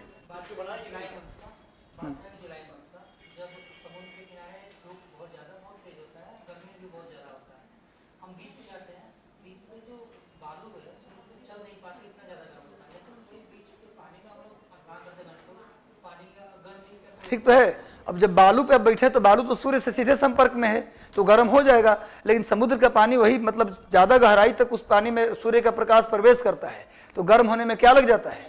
क्योंकि हीट का क्या है, ऊपर गर्म किया, ऊपर के पानी को गर्म किया, वही हीट क्या होगा, ट्रांसफर होता चला जाएगा। आप जानते हैं कि आप पढ़े होंगे कन्वेक्शन, कन्वेक्शन आप 3 चीज पढ़े, सॉलिड को गर्म करते हैं, एक वायु गैस को गर्म करते हैं और एक लिक्विड को गर्म करते हैं। तो सॉलिड को जब गर्म करते हैं आप तो हीट का ट्रांसफर होता है, किसका ट्रांसफर होता है भैया?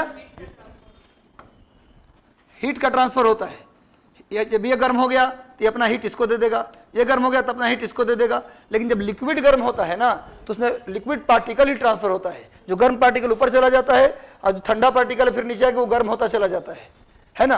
तो क्या होता है भैया, 200 मीटर तक के पार्टिकल को गर्म करना होता है, इसलिए वहां पर आपको ठंडक का एहसास पानी के अंदर होता है। समझ में आ रहा है बात?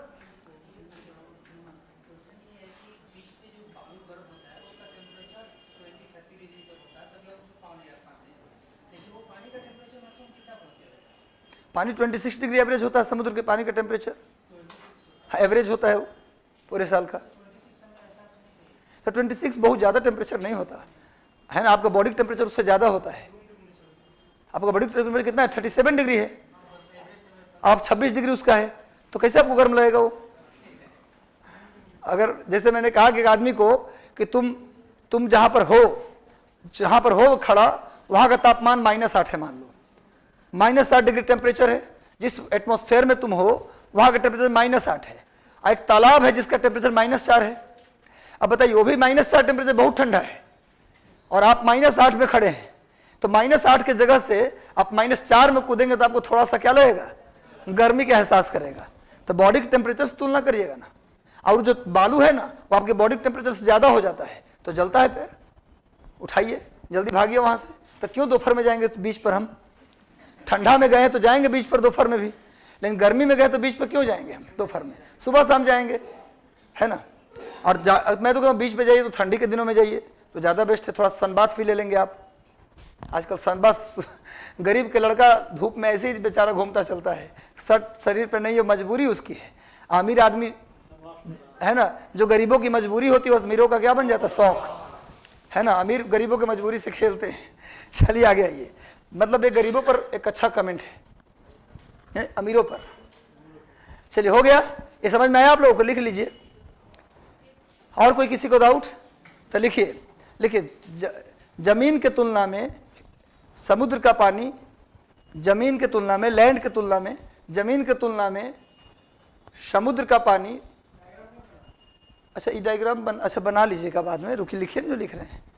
जमीन के तुलना में समुद्र का पानी देर से गर्म और देर से ठंडी होती है। समुद्र के पानी, ओशियन वाटर, देर से गर्म और देर से ठंडी होती है, देखिए इसका 3 कारण है, इसका 3 कारण है।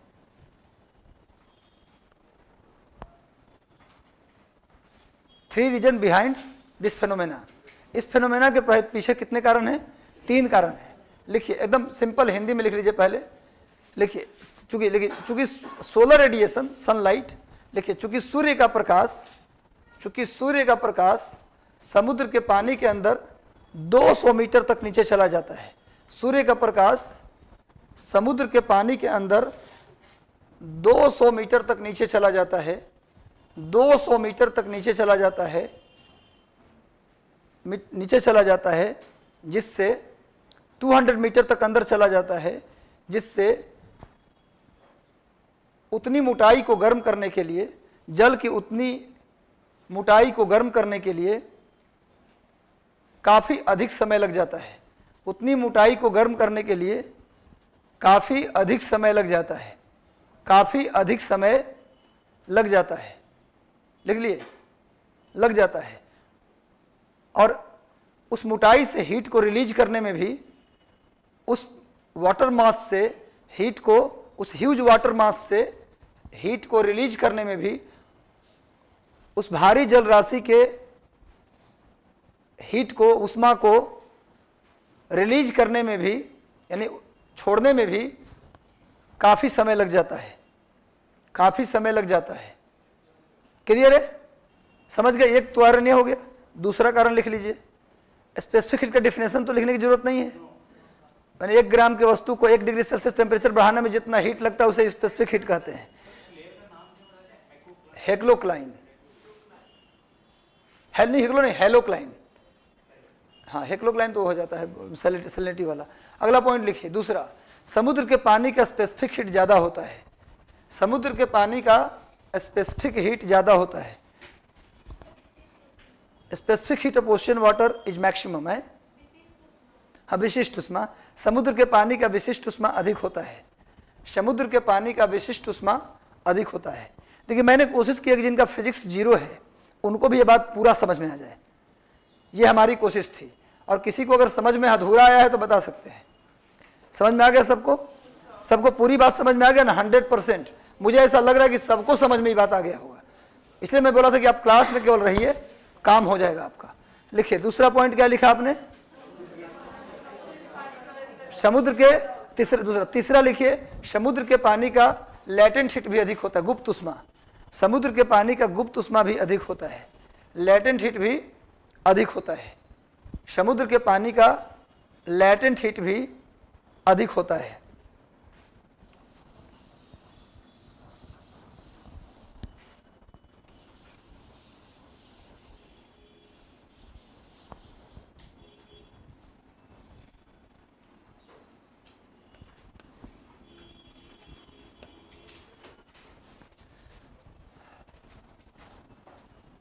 इस चित्र को अब बना लीजिए, ये दोनों चित्र अब बना लीजिए आप लोग,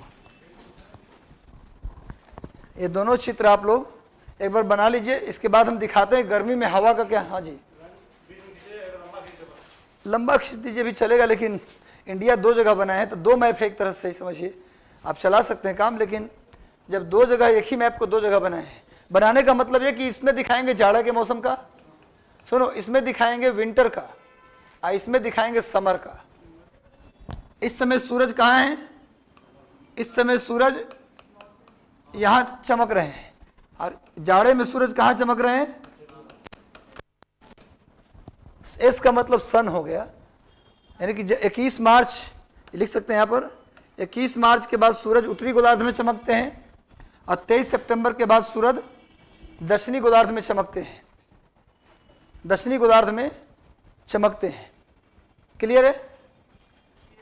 और देखिए, और अगर इसको बना लेंगे तो बता दीजिए एक बार, ऑस्ट्रेलिया ही बनाना जरूरी है।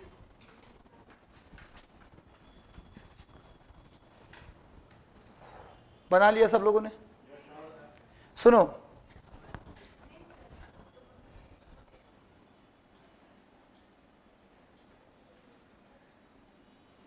अरे ज़्यादा कुछ नहीं करना, बस ऐसे करके ऐसे कर दो ना, हो गया।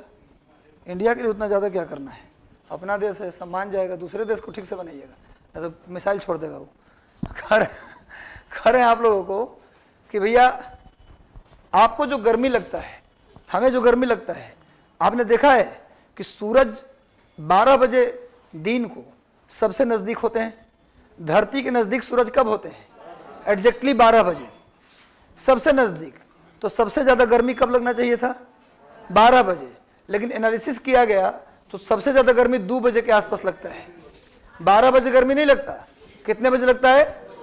2 बजे। होना चाहिए था कितने बजे? 12 बजे, लेकिन 2 बजे। इसका मतलब है कि जो हमें गर्मी लगता है वो सूरज के हीट से नहीं, बल्कि धरती पहले गर्म होती है। सूरज की रोशनी से पहले धरती गर्म होती है, और धरती जब एक गर्म हो जाती है तो उसकी गर्मी से जो हमें गर्मी महसूस होता है वो पार्थिव विकिरण है। सूरज से रेडिएशन जो आ रहा है उसको बोलते हैं सोलर रेडिएशन, और धरती जो गर्म हो रही है उसके रेडिएशन को बोलते हैं पार्थिव विकिरण, अंग्रेजी में बोलते हैं टेरेस्ट्रियल रेडिएशन। टेरेस्ट्रियल रेडिएशन, धरती के हीट को बोला जाता है टेरेस्ट्रियल हीट या टेरेस्ट्रियल रेडिएशन, सोलर हीट या सोलर रेडिएशन। और आप जानते हैं कि सूर्य के प्रकाश धरती पर शॉर्ट वेव के रूप में आती है। शॉर्ट वेव का मतलब होता है लघु तरंग के रूप में आती है। बताया था एक दिन जब हम ग्रीन हाउस इफेक्ट के बारे में कुछ चर्चा कर रहा था क्लाइमेटोलॉजी में, तो आपको थोड़ा याद होगा यदि रिवीजन किए होंगे तो, नहीं तो कॉपी में अगर आपके क्या बोलते हैं उसको सजावट का काम कर रहा होगा तो ठीक है। मैं ये कह रहा हूँ कि सूरज से प्रकाश आती है शॉर्ट वेव के रूप में, और धरती से जो आती है वो लॉन्ग वेव के रूप में जाती है, इसीलिए लौट नहीं पाती, बताया था उस समय। तो जो आपको गर्मी लगता है वो किसके गर्मी से लगता है? धरती की गर्मी से। यानी कि धरती पर जितनी भी चीजें हैं उसको जो हीट मिलेगा वो किससे मिलेगा? धरती की गर्मी से। क्लियर है? बात समझ में आ गया? तो जब धरती गर्म होगी तो जाहिर सी बात है उसके संपर्क में जो हवाएं हैं वो भी गर्म हो जाएंगी। जब धरती गर्म होगी तो उसके संपर्क में जितनी भी हवाएं हैं वो क्या हो जाएंगी? गर्म। और मैंने क्लाइमेटोलॉजी में पढ़ाया था आपको कि गर्म होने वाली जो हवाएं हैं, गैसेज हैं, वो गर्म होकर क्या होती है? ऊपर उठती हैं। गर्म होकर फैल जाती हैं, फैलकर हल्की हो जाती हैं, और हल्का चीज नीचे नहीं बैठता बल्कि ऊपर। कोई भी गर्म चीज, किसी चीज को गर्म कीजिए तो फैलेगा, अब फैलने के बाद आदमी क्या हो जाता है, हल्का हो जाता है, और हल्का होकर वो चीज क्या होता है, ऊपर उठता है। यानी कि जब धरती गर्म हो जाएगी 21 मार्च के बाद, जब सूरज उत्तरायण होंगे, तो अप्रैल मई आते आते धरती क्या हो जाएगी, गर्म। लेकिन बताया कि उस समय समुद्र क्या रहेगी, ठंडी रहेगी। जिस समय धरती गर्म हो जाएगा उस समय तत्काल समुद्र भी गर्म नहीं होगा, समुद्र के गर्म होने में जून जुलाई लग जाएगा। इसके 3 कारण बताए थे मैंने अभी थोड़ी देर पहले। तो धरती जल्दी गर्म हो जाएगी तो इसके संपर्क में जो हवाएं हैं वो भी गर्म हो जाएंगी। एकदम क्लियर है यहाँ तक? इसके संपर्क में जो हवाएं हैं वो भी गर्म होंगी, और गर्म होने वाली हवाएं गर्म होकर क्या होंगी, ऊपर उठेंगी। तो मैंने कहा है कि जो हवाएं ऊपर चली जाए तो ऊपर वाले हिस्से में तो हाई प्रेशर हो जाएगा, लेकिन पैर के पास वाले हिस्से में क्या होगा, लो प्रेशर बनेगा। एकदम क्लियर है सबका? यानी कि गर्मी के दिन में अप्रैल मई आते आते ही यहाँ पर क्या बन जाना चाहिए, यहाँ क्या बन जाना चाहिए, लो प्रेशर। लेकिन अप्रैल मई में यहाँ क्या होगा, हाई प्रेशर। तो हाई प्रेशर का मतलब यहाँ पर हवा ज्यादा है। यहाँ की हवा, उस दिन बताया था मैंने पिछले क्लास में वायुमंडल वाले में कि हाई प्रेशर लो प्रेशर से घबराइए मत। अगर कहीं लो प्रेशर लिखा है मतलब आप समझिए कि वहाँ हवा कम है, और कहीं हाई प्रेशर लिखा है यानी हवा वहाँ ज्यादा है। तो यानी कि एकदम सिंपली समझिएगा, लो प्रेशर माने यहाँ की हवाएं सब उठ के चली गई, जिससे हवा यहाँ कम हो गया तो क्या लिख दिए, लो प्रेशर। ये अभी ठंडी है इसलिए यहाँ की हवाएं अभी गर्म होकर उठी नहीं, तो यहाँ पर क्या है भैया, हवा ज्यादा है, मतलब क्या हो गया, हाई प्रेशर। और हवा और पानी का गुण होता है वो ज्यादा से कम की ओर प्रवाहित होती है। तो इस हाई प्रेशर से इस लो प्रेशर की ओर क्या होगी, हवाएं, इस हाई प्रेशर से इस लो प्रेशर की ओर हवाएं चलेंगी। तो जो गर्मी के दिनों में मार्च के बाद अप्रैल मई आते आते जमीन गर्म, तो इसके टच की हवाएं भी गर्म, हवा गर्म। जब हवा गर्म हो जाएगी तो यहाँ पर क्या हो जाएगा, हवाएं सब गर्म होकर उठ जाएंगी, जिससे यहाँ लो प्रेशर बेल्ट बन जाएगा, और हवाएं क्या होंगी, समुद्र से जमीन की ओर आएंगी। इसी हवा को बोलते हैं गर्मी का मानसून। क्या बोलते हैं इसको, गर्मी का मानसून या समर मानसून कहते हैं। या इसका डायरेक्शन देखिए, इधर कौन सा डायरेक्शन, साउथ और वेस्ट डायरेक्शन है, तो इसको बोलते हैं साउथ वेस्ट मानसून भी कह देते हैं।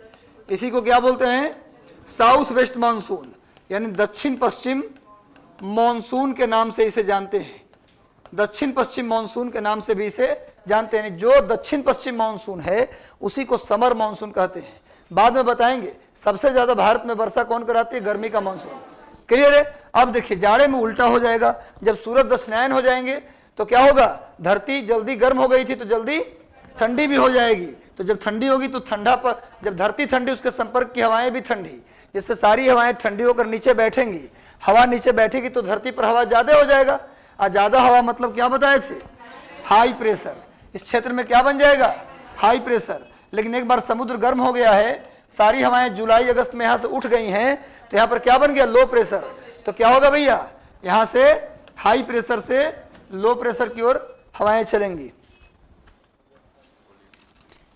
थोड़ा सा है, हवाएं चलेंगी। इसको क्या बोलेंगे हम लोग, विंटर मानसून।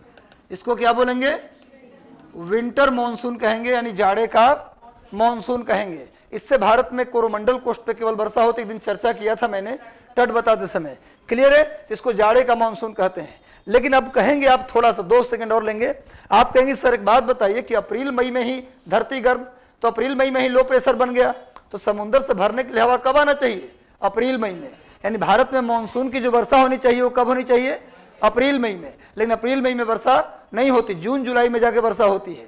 तो आखिर जब लो प्रेशर बन जाता है अप्रैल मई में, तो जून जुलाई में वर्षा क्यों, एक पहला क्वेश्चन ये है। दूसरा क्वेश्चन है कि मानसून कभी कभी लेट भी हो जाता है। जब अप्रैल मई में ही गर्मी हर साल आ जाता है तो फिर मानसून लेट क्यों, और जब हर साल गर्मी पड़ना है तो हर साल लो प्रेशर बनेगा, तो फिर मानसून फेल क्यों, वो हवा तो हर साल चलनी चाहिए। और जब समुद्र सब जगह पर है तो सबसे पहले मानसून केरल में ही क्यों। ये 4 प्रश्नों का उत्तर हम जेट स्ट्रीम थ्योरी से देंगे, जो अगले क्लास में करेंगे। ठीक है, ये 4 प्रश्नों का उत्तर आप भी ढूंढिएगा।